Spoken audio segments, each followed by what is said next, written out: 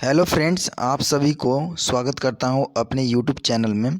Friends, आज सभी exam के लिए सिटीजनशिप अमेंडमेंट एक्ट यानी CAA 2019 नागरिकता संशोधन अधिनियम 2019 से रिलेटेड महत्वपूर्ण क्वेश्चंस का कुछ आंसर करेंगे जो बहुत ही इम्पोर्टेंट सभी एग्ज़ामों के लिए। सो चलिए दोस्तों, मैं पहला क्वेश्चंस की ओर चलता हूं।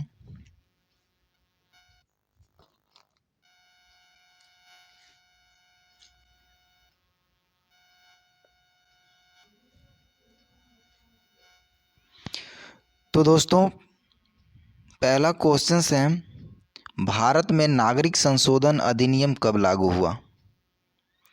पहला ऑप्शन है 11 दिसंबर 2020। दूसरा ऑप्शन है 12 दिसंबर 2019। तीसरा ऑप्शन है 11 दिसंबर 2019 और चौथा ऑप्शन है नन ऑफ दीज। तो इसका पहला आंसर क्या है? पहला क्वेश्चन का आंसर क्या है? तो इसका आंसर होगा 11 दिसंबर 2019। एक मिनट। तो इसका आंसर होगा 11 दिसंबर 2019।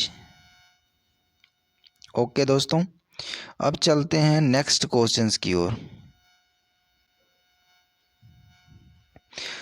सेकंड क्वेश्चन है, भारत में किस वर्ग के लोग को नागरिकता नहीं मिल सकता है? भारत सरकार द्वारा जो भी लाया गया नागरिक संशोधन अधिनियम, उसके तहत भारत में रहने वाले किस वर्ग के लोग हैं जिसको नागरिकता नहीं दिया जा सकता है?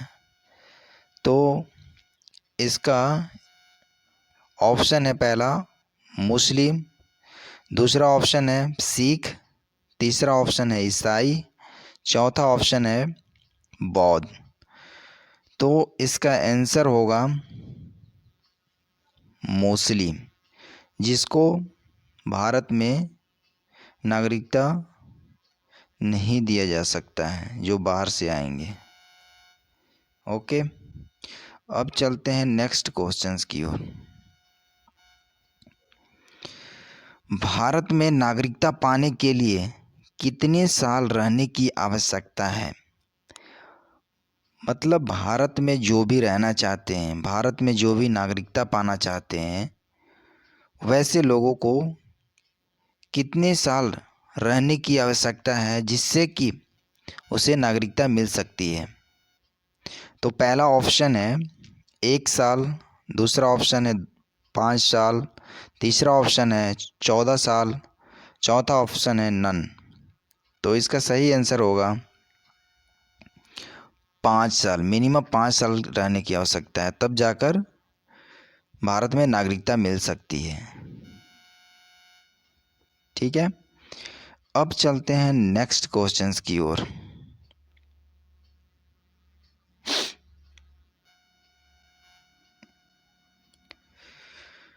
क्वेश्चंस हैं, भारत सरकार द्वारा CAA कब लागू किया गया? सिटीजनशिप अमेंडमेंट एक्ट भारत सरकार द्वारा कब लागू किया गया? ये है करंट अफेयर का क्वेश्चंस जो अभी फ़िलहाल में हुआ है। आप सभी लोग बताएंगे ये कब लागू हुआ भारत सरकार द्वारा। तो पहला ऑप्शन है 11 मार्च 2024। दूसरा ऑप्शन है 11 अप्रैल 2019। तीसरा ऑप्शन है 11 जून 1955। चौथा ऑप्शन है नन ऑफ दीज। तो इसका आंसर जो होगा वो क्या होगा? उसका आंसर जो होगा वो 11 मार्च 2024। क्या होगा? 11 मार्च 2024। ठीक है, अब चलते हैं अगला क्वेश्चंस की ओर।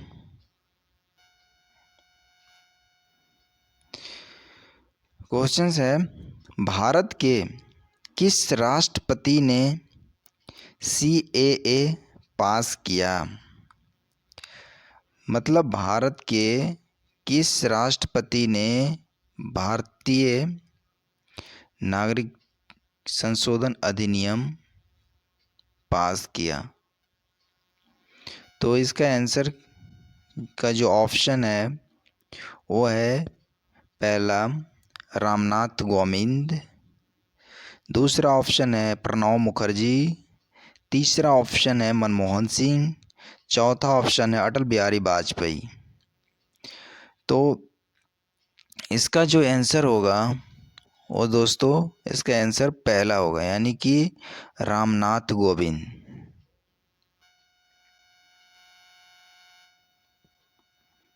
ठीक है, अब चलते हैं नेक्स्ट क्वेश्चंस की ओर।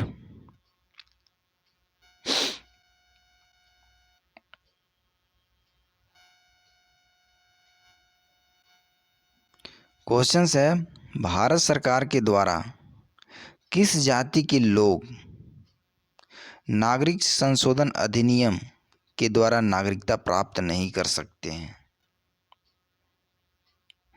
पहला ऑप्शन है मुस्लिम, दूसरा ऑप्शन है ईसाई, तीसरा ऑप्शन है सिख, चौथा ऑप्शन है बौद्ध। तो बताइए इसका आंसर कौन सा होगा? ये चारों ऑप्शन में कौन सी आंसर होगा? तो इसका आंसर जो होगा वो होगा मुस्लिम। जो अदर कंट्री से जो मुस्लिम आते हैं, जो रहते हैं इंडिया में, उनको भारत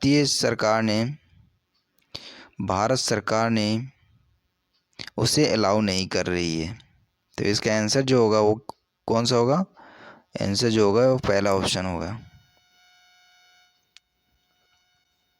ठीक है, अब चलते हैं नेक्स्ट क्वेश्चंस की ओर।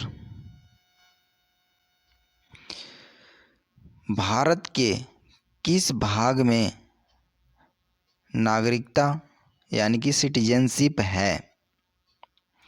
मतलब ये है कि भारत के संविधान के किस भाग में नागरिकता से रिलेटेड है, जो दिया गया है वो किस भाग में है? तो ये बताना है किस भाग में है नागरिकता से रिलेटेड, सिटीजनशिप किस भाग में है। तो पहला ऑप्शन जो है इसका भाग 2, दूसरा ऑप्शन है भाग 1, तीसरा ऑप्शन है भाग 3, चौथा ऑप्शन है भाग 1 और 2। तो दोस्तों बताइए इसका आंसर क्या होगा? तो इसका आंसर जो होगा वो होगा भाग 2। इसका आंसर होगा भाग 2। ओके दोस्तों, अब चलेंगे अगले क्वेश्चंस की ओर। अब ये क्वेश्चंस है, NRC लागू करने वाला पहला राज्य कौन है? क्वेश्चंस को समझिए।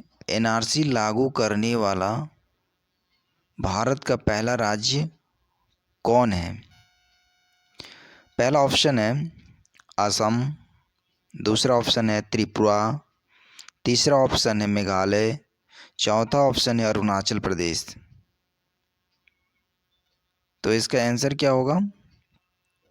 इसका आंसर जो होगा वो होगा आसाम। आसाम एक ऐसा स्टेट है जो NRC लागू करने वाला पहला स्टेट है जो भारत का बना है। जो NRC लागू पहला किया था उसी ने, आसाम स्टेट ने, असम गवर्नमेंट ने फर्स्ट ऑफ ऑल NRC लागू किया। ओके, सो NRC अच्छा कितने लोगों को पता है NRC का फुल फॉर्म? सो NRC का फुल फॉर्म मैं बता देता हूँ। तो दोस्तों इसका जो फुल फॉर्म हुआ NRC का, N for national, N for national, R for register,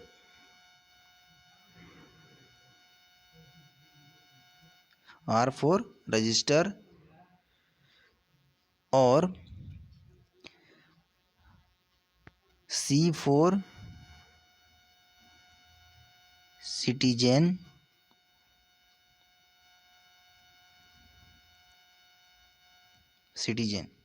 okay. तो इसका फुल फॉर्म हुआ national register of citizens. Okay, ये हुआ full form. So thank you for watching my video. अगर आपको आप सभी को अच्छा लगता है तो मेरे वीडियो को लाइक एंड सब्सक्राइब कीजिए, बिकॉज़ अभी मैंने पढ़ाना स्टार्ट किया हूँ दोस्तों। सो सपोर्ट कीजिए दोस्तों। Okay, thank you, bye bye, take care.